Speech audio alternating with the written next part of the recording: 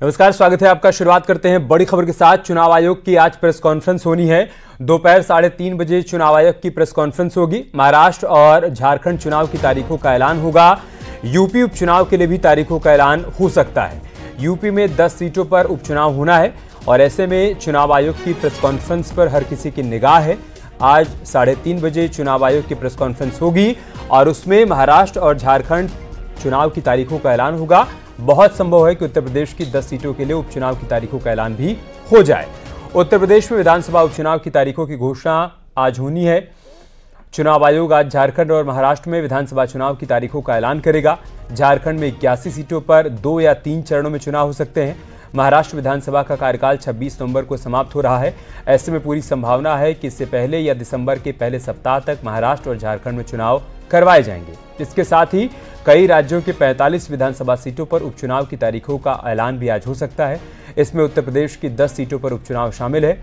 उपचुनाव की तारीखों का पूरे प्रदेश में बेसब्री से राजनीतिक दल इंतजार कर रहे हैं। इसमें मिल्कीपुर विधानसभा सीट, कटेहरी विधानसभा सीट, सीसामऊ विधानसभा सीट, इसके अलावा कुंदरकी, करहल, गाजियाबाद, मीरापुर, फूलपुर, मझवा और खैर विधानसभा सीट पर उपचुनाव की तारीखों का ऐलान आज हो सकता है।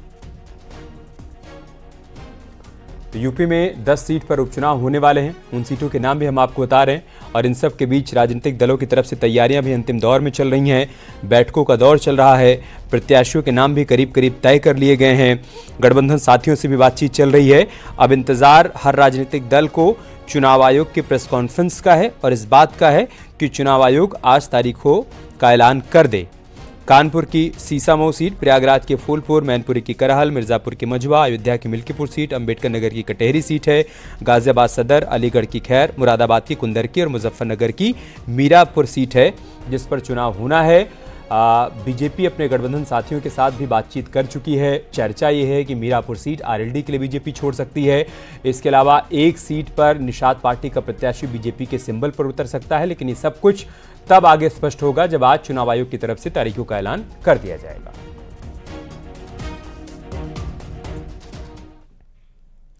तो यूपी में 10 सीटों पर उपचुनाव होने वाले हैं। सूत्रों के हवाले से खबर है कि बीजेपी ने उपचुनाव को लेकर अपना फॉर्मूला सेट कर लिया है।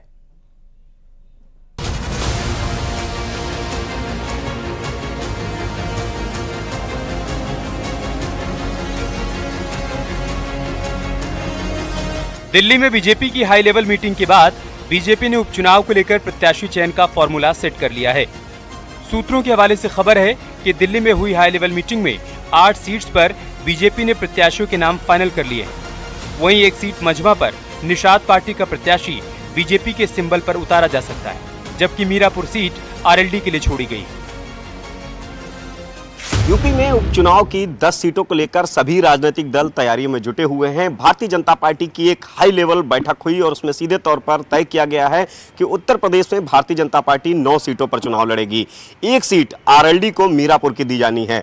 लेकिन वहीं संजय निषाद, जो कि निषाद पार्टी के राष्ट्रीय अध्यक्ष हैं, निषाद पार्टी सीधे तौर पर दावा कर रही थी 2 सीटों का। हालांकि आज निषाद पार्टी के सुर बदले हैं और निषाद पार्टी के राष्ट्रीय अध्यक्ष कह रहे हैं कि भारतीय जनता पार्टी के साथ में, यानी कि जो एनडीए की बैठक होगी, उसमें सीटों का फार्मूला तय होगा। पिछले दिनों बीजेपी कोर कमेटी ने जिन नामों का पैनल केंद्रीय नेतृत्व को भेजा था, उन पर चर्चा के बाद एक एक नाम को अंतिम रूप दिया गया है। बीजेपी ने उपचुनाव की रणनीति तैयार कर ली है। बीजेपी ने मीरापुर सीट आरएलडी के लिए छोड़ी है। वहीं मझवा सीट पर बीजेपी के सिंबल पर निषाद पार्टी का प्रत्याशी चुनाव लड़ेगा। जल्द ही केंद्रीय नेतृत्व की मुहर के बाद प्रत्याशियों की लिस्ट भी सामने आ सकती है। माना जा रहा है कि विधानसभा चुनाव के 10 सीटों पर होने वाले उपचुनाव में बीजेपी नए चेहरों को उतार सकती है। बीजेपी की हाई लेवल बैठक के बाद संजय निषाद ने आज सीएम योगी से मुलाकात की। हालांकि संजय निषाद जहां 2 सीट की डिमांड कर रहे थे, तो वहीं अब उनके सुर बदले हुए। उनका कहना है कि सभी 10 सीटों पर एनडीए के उम्मीदवारों की जीत होगी। उपचुनाव के 10 सीटों पर एनडीए के प्रत्याशी जीते, उसके लिए कार्यकर्ता काम कर रहे हैं। कार्यकर्ता अपने सम्मान की लड़ाई के लिए टोपी झंडा लेके आया। अब भारतीय जनता पार्टी निषादों को हक दे रही है, आगे भी देगी। वो तो अभी भारतीय जनता पार्टी की बैठक थी, उसमें वो तय किया होगा। अभी एनडीए की बैठक जब होगी, क्योंकि दल हैं तो दल तो बैठक करेंगे।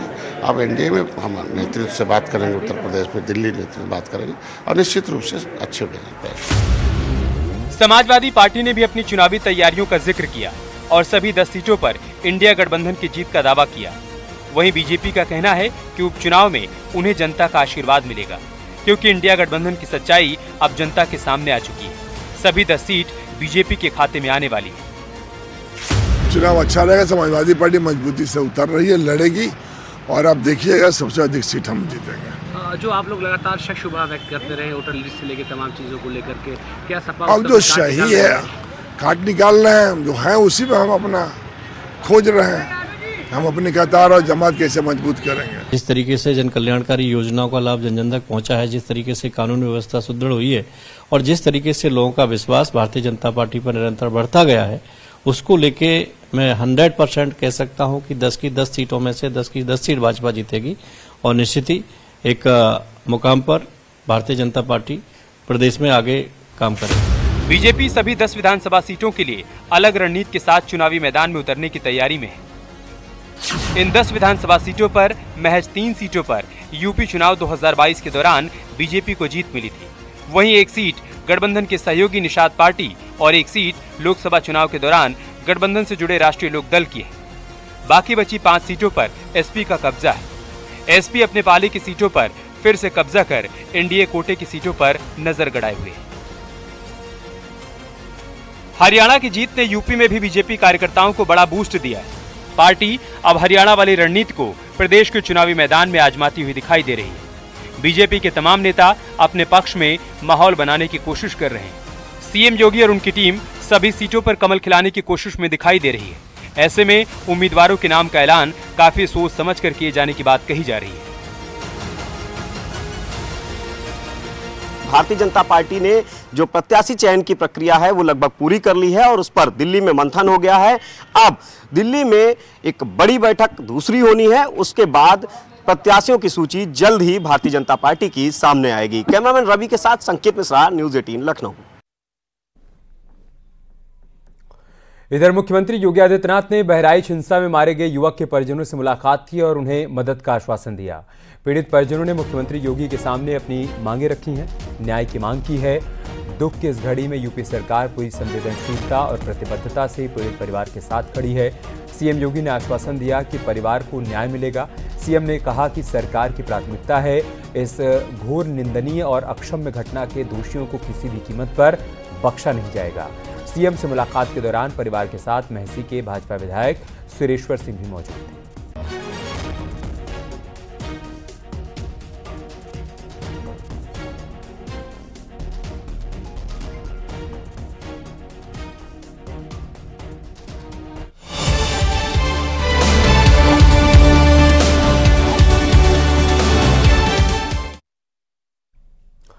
बहराइच में हिंसा के बाद सुरक्षा के कड़े इंतजाम किए गए हैं। चप्पे चप्पे पर पुलिस और सुरक्षा कर्मियों की तैनाती की गई है। पीएसी की 12 और सीआरपीएफ की 2 कंपनियां तैनात की गई हैं। एसटीएफ के अधिकारी भी बहराइच में मौजूद हैं। आज भी बहराइच में इंटरनेट सेवाओं को बंद किया गया है ताकि कहीं पर भी हालात बिगड़ने ना पाए। धीरे धीरे पुलिस प्रशासन की कोशिश है कि हालात को सामान्य किया जाए और इन सबके बीच चप्पे चप्पे पर पुलिस बल की तैनाती की गई है। पीएसी की 12 और सीआरपीएफ की 2 कंपनियां तैनात की गई हैं। सीएम योगी भी पूरे हालात पर नजर बनाए हुए हैं। इंटरनेट सेवाओं को अभी भी बंद रखा गया है।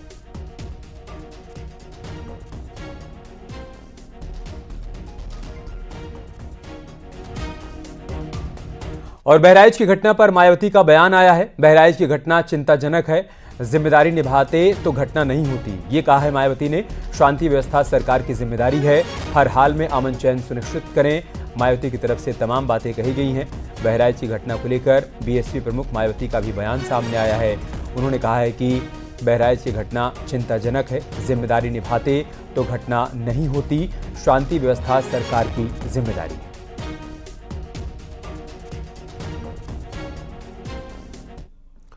वहीं बहराइच हिंसा पर डिप्टी सीएम ब्रजेश पाठक ने कहा है कि हालात नियंत्रण में हैं। घटना की उच्च स्तरीय जांच के निर्देश दिए गए हैं।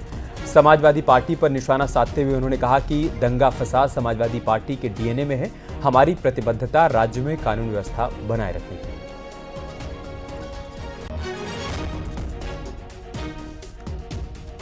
बहराइच में स्थिति पूरी तरह से नियंत्रण में है। घटना के उच्च स्तरीय जांच के निर्देश दिए गए हैं। जांच रिपोर्ट आने पर यदि कहीं पीछे से कोई षड्यंत्र है उसकी भी जांच हो रही है और लापरवाह जो पुलिस ऑफिसर्स हैं उनकी भी जांच हो रही है। किसी को भी बख्शा नहीं जाएगा। जो भी दोषी होगा कड़ी से कड़ी कार्रवाई सुनिश्चित की जाएगी। हम पूरी तरह से पीड़ित परिवारों के साथ खड़े हैं। पीड़ित परिवारों को जो असीम वेदना पहुंची है वो बहुत दुख देने वाली है। जो भी पीड़ित है हमारी सरकार उसके साथ है। समाजवादी पार्टी का कहना है कि देखिए समाजवादी पार्टी को आप जानते हैं कि दंगा फसाद उनके डीएनए में है। हमारी प्रतिबद्धता उत्तर प्रदेश में लाइन ऑर्डर को मेंटेन करने को लेकर के।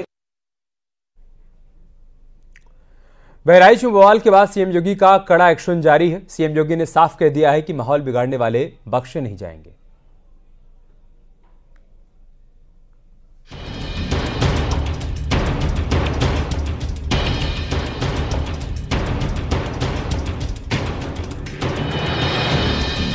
बहराइच की मासी में मूर्ति विसर्जन के दौरान बवाल और फायरिंग में एक व्यक्ति की मौत हो गई, लेकिन इसे लेकर सीएम योगी आदित्यनाथ ने सख्त रुख दिखाया है।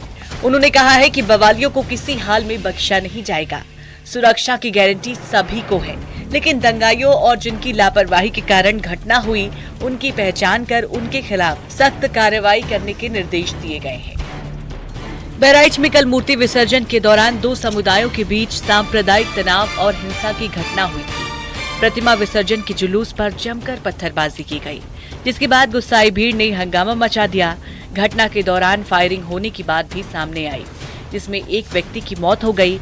मौके पर पुलिस ने हालात को काबू करने के लिए लाठीचार्ज किया, लेकिन आगजनी और हिंसा की वजह से माहौल और गर्मा गया। एसपी और कांग्रेस अब बहराइच में बवाल पर सरकार को घेरने की कोशिश कर रही है। कि मंत्रियों का शगल बन गया है। इतनी बड़ी घटना कैसे हो गई? उपद्रवियों की पहचान पहले से क्यों नहीं थी? यदि आशंका थी तो सरकार ने उसको लेकर प्रबंध क्यों नहीं किए? कभी उत्तर प्रदेश के लोग जाकर मुंबई में हत्या करते हैं। देश दंगों की एक झड़ी सी लगी हुई है। अब बहराइच में कल जो घटना हुई है उसमें पूरा जो रामनवमी का जो पर्व था, जिसमें हम मंच पे देख रहे थे कि रामलीलाओं में हिंदू मुसलमान पात एक साथ किसी न किसी कैरेक्टर में सामने आ रहे थे। कोई रावण बने हुए थे, कोई राम जी बने हुए थे, कोई लक्ष्मण जी बने हुए थे और बहुत हर्ष उल्लास से इसका सेलिब्रेशन हो रहा था। लेकिन विसर्जन के दिन जो कुछ हुआ बहराइच में, पूर्ण तरीके से शासन प्रशासन का फेल्योर है। वहीं बीजेपी नेताओं ने बहराइच में हुई घटना की निंदा करते हुए कहा है कि दंगाइयों के खिलाफ सरकार सख्त एक्शन लेगी। सरकार ने गंभीरता से लेते हुए इस पर कड़ा एक्शन लिया है और सरकार पूरी जांच करा रही है। जो भी इसके पीछे दोषी हैं, जो इस घटना के पीछे हैं लोग, उन सबके खिलाफ सरकार कठोरतम कार्रवाई करेगी। और मेरा सभी पक्षों से निवेदन है कि कृपया शांति बनाए रखें और सरकार पूरी तत्परता के साथ सक्रिय है और जो दोषी हैं, जो अपराधी हैं, उनके खिलाफ कठोर कार्रवाई की जाएगी। सुशासन के मामले में हमारी सरकार सबसे अच्छी सरकार मानी जाती है पूरे प्रदेश और देश में, तो निश्चित ही उन पर कार्रवाई होगी। लेकिन जो जिस तरीके से बातें कर रहे हैं समाजवादी के लोग, थोड़ा ये भी देख लें कि जो उनके मुखिया हैं अखिलेश यादव जी, वो आज INDA का हिस्सा हैं। उनके सहयोगी दलों की जिन राज्यों में सरकार है, चाहे झारखंड है, चाहे कर्नाटक है, निरंतर उन राज्यों में सरकार होती है। उन सरकार में इतनी घटना उन सरकारों में हो रही है। तो एसपी सांसद अवधेश प्रसाद ने बहराइच की घटना पर दुख जताया है, साथ ही लोगों से शांति बनाए रखने की अपील की है। उन्होंने पुलिस के कामकाज के तरीके पर भी सवाल खड़े किए हैं। वहीं योगी सरकार और कैबिनेट मंत्री संजय निषाद का कहना है कि उपद्रवियों पर सख्त से सख्त कार्रवाई की जाए। जहाँ तक ये कि पुलिस का अगर पहले से ठीक से इंतजाम किया होता या उस पर ध्यान दिया होता तो घटना न घटती। ये सारे विषय तो बात के हैं, जांच के विषय हैं। कौन देखिए, मैं मुख्यमंत्री को धन्यवाद दूंगा कि घटनाएं हैं उसमें सीधे संज्ञान में लेकर उस पर जितने भी दोषी हैं उनके खिलाफ कार्रवाई हो रही है और मैं इस घटना की निंदा करता हूँ। बहराइच में कल हुई हिंसा के बाद आज भी तनाव की स्थिति बनी हुई है। आज भी गुस्साए लोगों ने जमकर हंगामा किया और आगजनी की, तोड़फोड़ और लूटपाट की।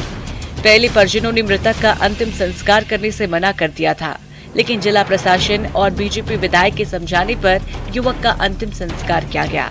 पुलिस ने इस हत्याकांड में 6 नामजद और 2 से ज्यादा अज्ञात के खिलाफ हत्या का केस दर्ज किया है। Bureau report, news 18।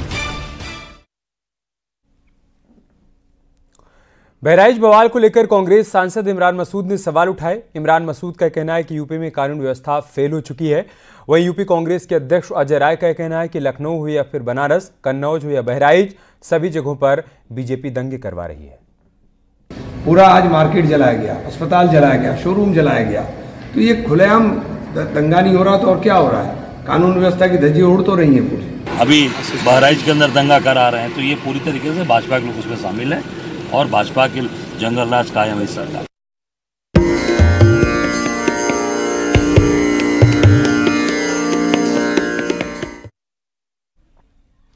कुंभ की तैयारियां तेजी से चल रही हैं। सबसे बड़े पर्व को लेकर प्रशासन मुस्तैद है। दिसंबर में कुंभ को लेकर सभी तैयारियां मुकम्मल हो जाएंगी, जिसके बाद पीएम मोदी खुद तैयारियों का निरीक्षण करेंगे।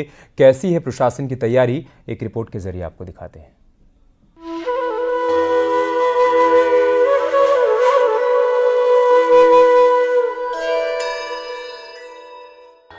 संगम की धरती पर 13 जनवरी 2025 से महाकुंभ का आगाज होने जा रहा है।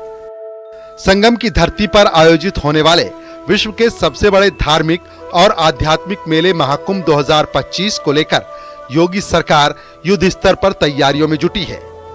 10 दिसंबर तक सभी तैयारियां पूरी करने के आदेश हैं। जब तैयारियां पूरी हो जाएंगी, उसके बाद कुंभ की तैयारियों को देखने के लिए पीएम मोदी प्रयागराज जाएंगे। दिसंबर में पीएम मोदी प्रयागराज पहुंचेंगे और कुंभ की तैयारियों को देखेंगे। तो एक तो हमारा प्रयास है कि 10 दिसंबर तक आदरणीय मुख्यमंत्री जी ने निर्देश दिए हैं कि सभी प्रोजेक्ट्स कंप्लीट हो जाएं। तो और उसके बाद में आदरणीय प्रधानमंत्री जी का भी आगमन प्रस्तावित है। तो उसमें हम लोग गुणवत्तापूर्वक तरीके से, समयबद्ध तरीके से, त्वरित तरीके से सारे प्रोजेक्ट कर पाए, वो हमारी पहली प्राथमिकता है। प्रयागराज जिला प्रशासन की ओर से नगर निगम के सहयोग से जल्द एक अभियान भी चलाया जाएगा। महाकुंभ के मद्देनजर शहर के होटलों और लॉज को भी तैयार किया जा रहा है, लेकिन बड़ी तादाद में ऐसे भी श्रद्धालु और पर्यटक आएंगे जो कम बजट में रुकने की जगह तलाशेंगे। ऐसे लोगों के लिए पेइंग गेस्ट फैसिलिटी को भी डेवलप किया जाएगा। अभी तक शहर में 26 रजिस्टर्ड पेइंग गेस्ट हाउस चल रहे हैं।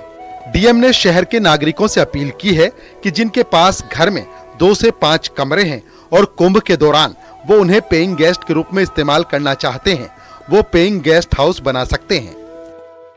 बहुत सारे लोग ऐसे भी आएंगे जिनको लो बजट होटल की रेजिडेंशियल अकोमोडेशन की आवश्यकता होगी, तो उसके लिए हम लोग पेइंग गेस्ट फैसिलिटी भी यहाँ पे कैसे हम डेवलप कर सकते हैं, उसके मंथन के लिए हमने 15 तारीख को मीटिंग रखी है। और उसके अभी 26 ऐसे हमारे पेइंग गेस्ट है जो जनपद में चल रहे हैं। लेकिन आप सभी मीडिया बंधुओं के माध्यम से मैं हमारे प्रयागराज के सभी लोगों से अपील करूंगा कि जिनका 2 से लेके 5 कमरे हैं घर में और जो पेइंग गेस्ट के रूप में उसको कमर्शियल यूज कुंभ के दौरान करना चाहते हैं, तो हमारा टूरिज्म विभाग उसको पंजीकृत करते हैं। मेरी अध्यक्षता में उसमें कमेटी है। तो लगभग हम लोग प्रयास करेंगे 2000 से ऊपर ऐसे पेइंग गेस्ट फैसिलिटीज को यहाँ पे डेवलप करें। कुंभ की तैयारियां तेजी से चल रही हैं। प्रयागराज को पूरी तरह से संवारा जा रहा है। इस बार कुंभ मेले को लेकर खासा ध्यान दिया जा रहा है, जैसे सफाई से लेकर ग्रीन बेल्ट बनाने तक। 10 दिसंबर तक पूरी तैयारियां हो जाएंगी। स्वच्छता और ग्रीन बेल्ट को लेकर तेजी से काम हो रहा है। 6000 करोड़ से ज्यादा की 5000 परियोजनाएं हैं।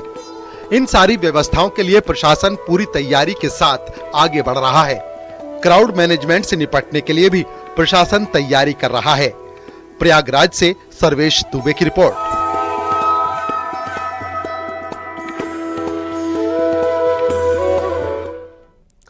प्रयागराज महाकुंभ के लिए श्रद्धालुओं को आने जाने में कोई परेशानी ना हो, इसके लिए रेलवे ने तमाम तैयारियां तेज कर दी हैं।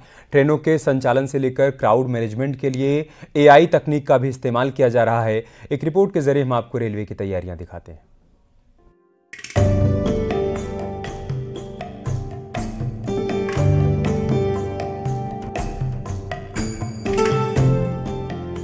संगम की धरती पर 13 जनवरी 2025 से आयोजित होने जा रहे विश्व के सबसे बड़े धार्मिक और आध्यात्मिक मेले को लेकर रेलवे भी अपनी तैयारियों में जुटा है।